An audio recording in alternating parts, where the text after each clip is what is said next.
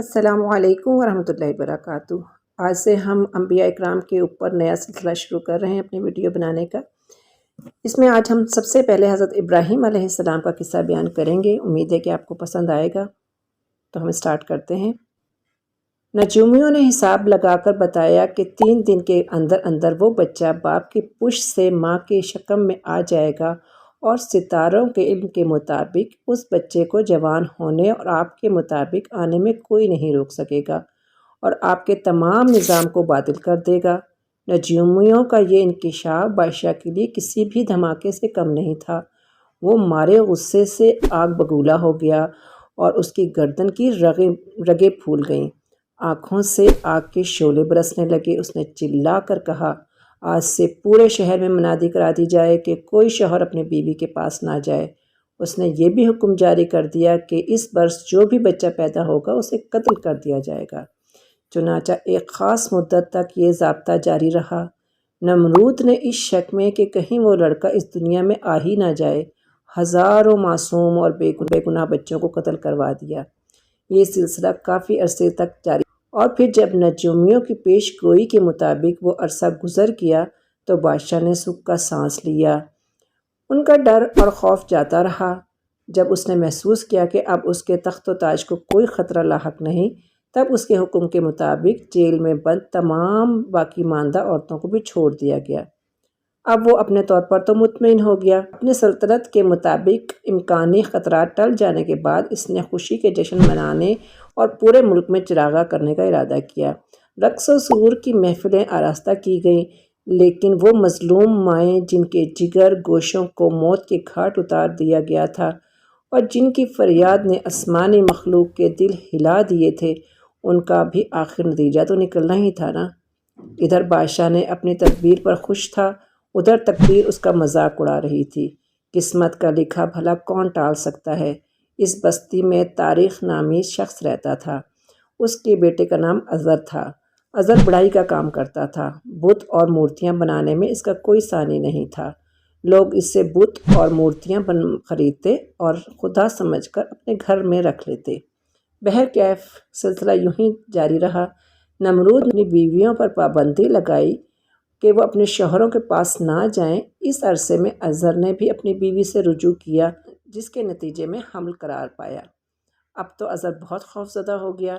اسے خدشہ ہوا کہ اگر بادشاہ کو اس کی بیوی کے حمل کا علم ہو گیا تو کہیں وہ میرے بچے کی پیدائش سے پہلے ہی ختم نہ کر دے۔ لہٰذا کافی سوچ و بچار کے بعد اظہر نے اپنی بیوی سے کہا، اب میرے پاس سوائے اس کے اور کوئی چارہ نہیں کہ میں تمہیں شہر سے باہر لے جا کر کسی غار میں اس وقت تک چھپائے رکھوں جب تک بچے کی پیدائش نہ ہو جائے۔ اظہر کی بیوی نے شوہر کا حکم مانا اور پیچھے پیچھے جنگل کی طرف چل دی۔ کافی عرصہ طے کرنے کے بعد دونوں میاں بیوی ایک پہاڑ کے قریب محفوظ قسم کا غار نظر آیا۔ اس مقام پر اظہر نے اپنی بیوی کو چھپا دیا۔ اب اس کا معمول یہ تھا کہ وہ ہر رات کو چپکے سے کھانا اور پانی لے کر غار میں آتا، بیوی کا حال احوال پوچھتا اور واپس لوٹ جاتا۔ یہ سلسلہ تقریباً 9 ماہ تک جاری رہا۔ پھر مقرر مدت کے بعد اظہر کی بیوی نے ایک انتہائی خوبصورت بچے کو جنم دیا۔ اس بچے کے چہرے پر اس قدر نور برس رہا تھا کہ ایک بار پورا غار روشن ہو گیا، اور اس کی ماں اس خیال سے رونے لگی کہیں بادشاہ کا کوئی کارندہ آ کر اس کے بچے کو مار ہی نہ ڈالے۔ آخر اس نے اس بچے کو کپڑے میں لپیٹ کر وہیں خدا کے آسرے پر چھوڑا اور خود آنسو بہاتی ہوئی گھر چلی گئی۔ اس دوران آسمان سے حضرت جبرائیل علیہ السلام نازل ہوئے اور بچے کے دونوں ہاتھوں کے دونوں انگوٹھے اس کے منہ میں رکھ دیے۔ خدا کی قدرت سے ایک انگوٹھے سے دودھ اور دوسرے سے شہد جاری ہو گیا۔ یوں یہ نومولود بچہ پلتا بڑھتا رہا۔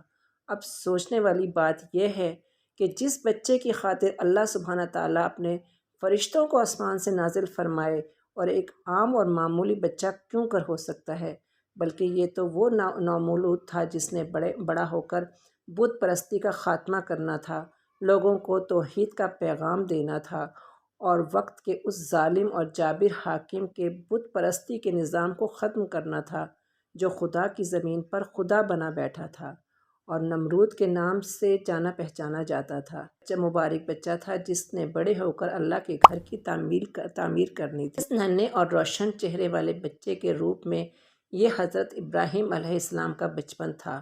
یہ وہ خلیل اللہ تھا جس کی دنیا میں آنے کی آمد کو روکنے کے لیے وقت کے قاہر حاکم نے بے شمار معصوم جانوں کو پیدا ہوتے ہی قتل کر دیا۔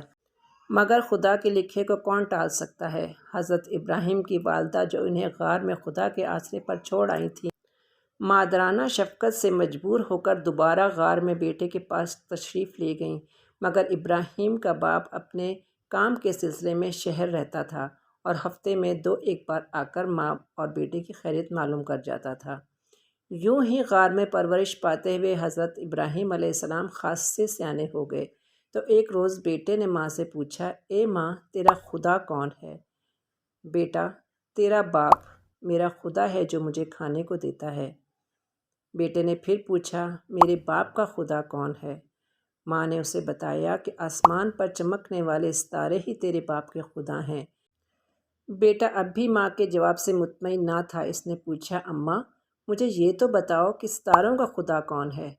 ابراہیم کے اس سوال پر ان کی والدہ بھی شرمندہ سی ہو کر خاموش ہو گئیں۔ مگر جب انہوں نے اپنے شوہر اظہر سے بیٹے کے سوالات کا ذکر کیا تو اظہر نے اپنی بیوی سے کہا، یہی لڑکا ہمارے بادشاہ کا دشمن ہے۔ آج کا قصہ یہیں تک، انشاءاللہ بقایا اگلی قسط میں بتاؤں گی۔ اگر آپ کو یہ سلسلہ اچھا لگا ہو تو کمنٹس میں ضرور بتائیں، لائک کریں، کمنٹس کریں، اور اگر ابھی تک آپ نے سبسکرائب نہیں کیا تو میرے چینل کو سبسکرائب کر لیں۔ دعاؤں میں یاد رکھیے گا، خوش رہیں، آباد رہیں۔ السلام علیکم ورحمۃ اللہ وبرکاتہ۔